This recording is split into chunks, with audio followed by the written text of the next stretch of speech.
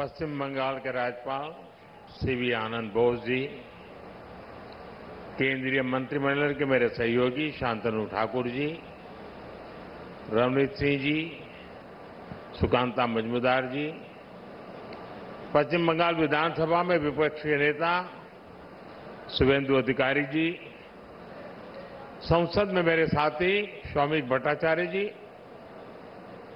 उपस्थित अन्य जनप्रतिनिधिगण, देवी और सज्जनों, आज एक बार फिर मुझे पश्चिम बंगाल के विकास को गति देने का अवसर मिला है।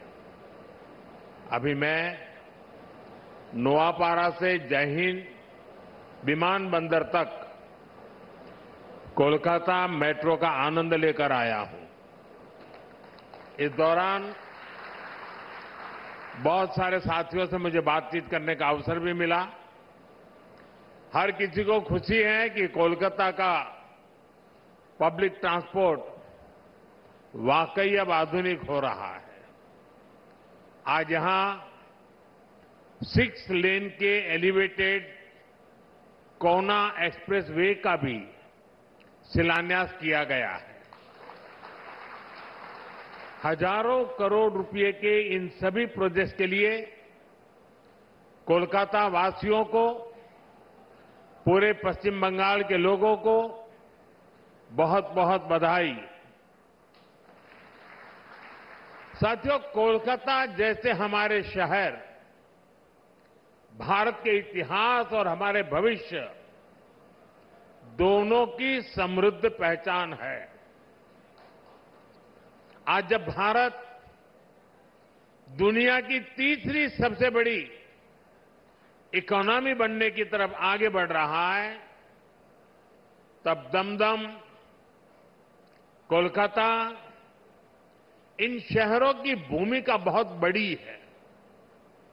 इसलिए आज के इस कार्यक्रम का संदेश मेट्रो के उद्घाटन और हाईवे के शिलान्यास से भी बड़ा है।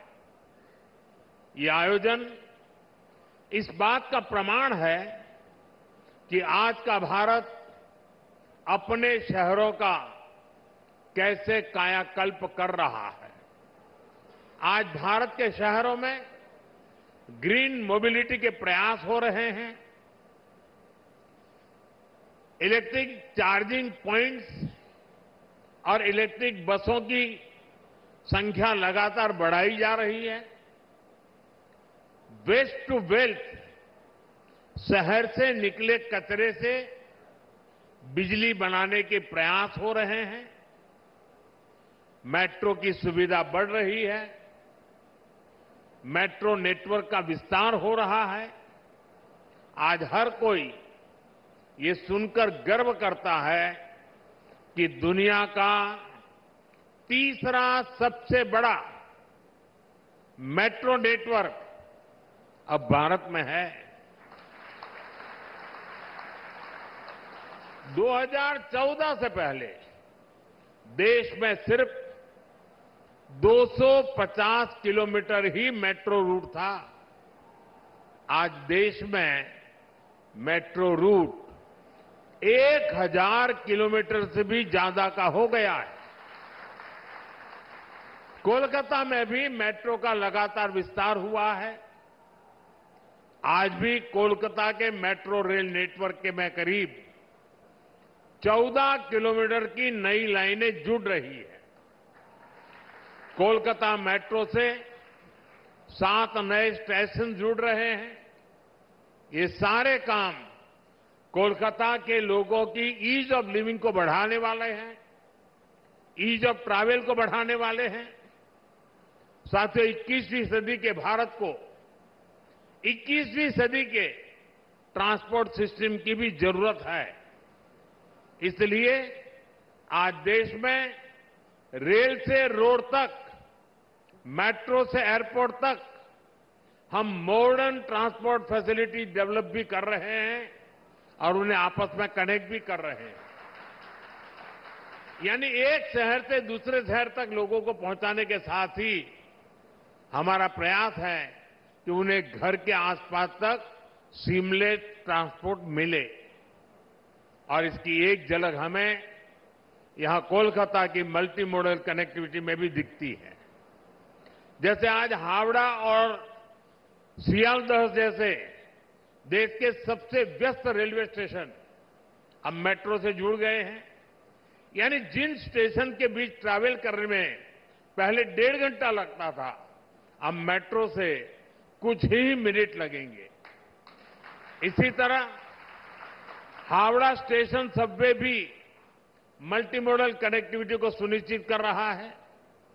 पहले ईस्टर्न रेलवे या सदर्न ईस्टर्न रेलवे से रेल पकड़ने के लिए लंबा चक्कर लगाना पड़ता था। ये सबवे बनने के बाद इंटरचेंज में लगने वाला समय कम हो जाएगा। आज से कोलकाता एयरपोर्ट भी मेट्रो से जुड़ गया है। यानी अब शहर के दूर दूर के हिस्सों से एयरपोर्ट पहुंचना आसान हो जाएगा। साथियों, भारत सरकार पश्चिम बंगाल के विकास के लिए हर संभव प्रयास कर रही है। आज पश्चिम बंगाल देश के उन राज्यों में शामिल हो चुका है जहां रेलवे का 100% बिजलीकरण हो चुका है। लंबे समय से पुरुलिया से हावड़ा के बीच मेमू ट्रेन की मांग कर रहे थे। भारत सरकार ने जनता की यह मांग भी पूरी कर दी है। आज पश्चिम बंगाल के अलग अलग रूट पर 9 वंदे भारत ट्रेनों का संचालन हो रहा है। इसके अलावा आप सबके लिए 2 अमृत भारत ट्रेन भी चल रही है। साथियों, बीते 11 साल में यहां भारत सरकार द्वारा अनेक बड़े हाईवे प्रोजेक्ट पूरे किए गए हैं। बहुत सारे प्रोजेक्ट्स पर काम जारी है। जब 6 लेन का कोना एक्सप्रेसवे बनकर तैयार हो जाएगा तो इससे पोर्ट की कनेक्टिविटी भी बेहतर होगी। ये कनेक्टिविटी कोलकाता और पश्चिम बंगाल के बेहतर भविष्य की नींव को मजबूत करेगी। अभी तक के लिए इतना ही। साथियों, कुछ देर में यहीं पास में एक जनसभा होने वाली है। उस सभा में आप सभी से पश्चिम बंगाल के विकास और भविष्य पर विस्तार से चर्चा होगी और भी बहुत कुछ होगा।